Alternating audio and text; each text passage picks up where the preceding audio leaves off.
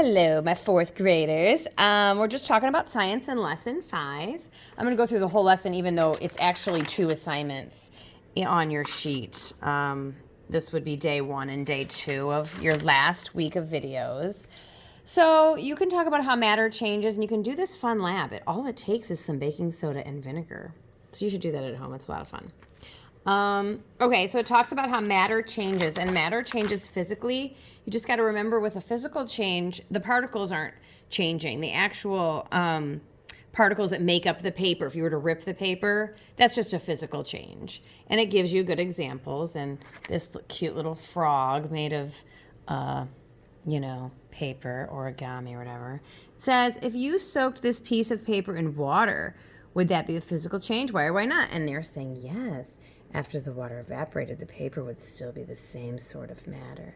So copy that right down. If you're going to watch the video, you may as well get some good answers.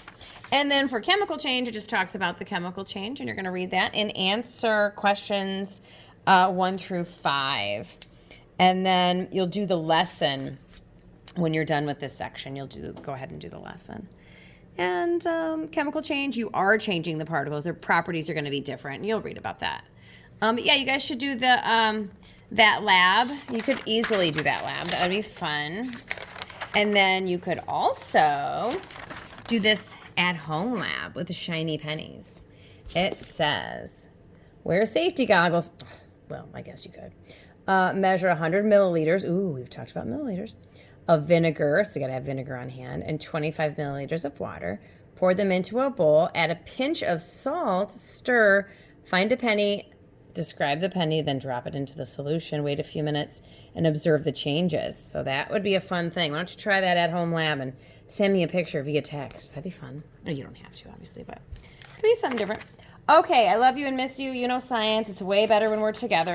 Now it's just reading out of a book and answering questions, which I know is kind of a dud. Oh, but anyway, it's something that makes you smarter. Broccoli for the brain. I miss all of you, and I will talk to you later.